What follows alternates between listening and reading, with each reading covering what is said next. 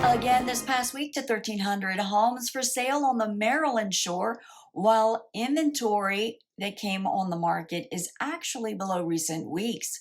It's Friday, October 28th, 2022. I'm Kimberly Barton of Kinetic Realty, your local market expert with this week's Maryland Eastern Shore Report.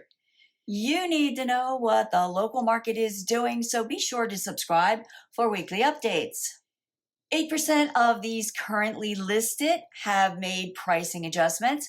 This is below the 54% for the entire Mid-Atlantic region. However, the price adjustment on the shore is at 14.79%, much higher than compared to the region's 7% pricing adjustment.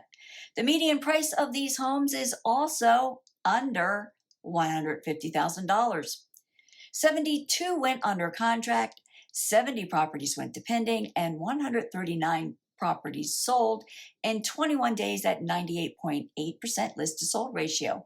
The highest sale this past week was an 8-acre poultry farm in Cambridge for $1,900,000. Rental inventory fluctuated to 75 homes for lease, remaining steady at $1,825 per month.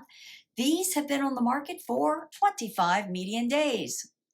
Thinking about moving, you should feel confident about buying or selling a home. My job as the expert is to provide you with the facts, data, and information, and then bring context to it for you. Call me and let's talk. That's a wrap for this week's Maryland Eastern Shore Report for Friday, October 28th, 2022.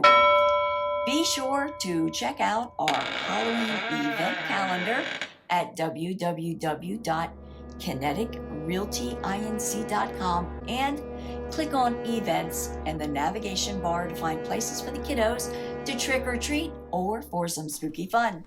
Thanks for tuning in. Until next week, stay safe.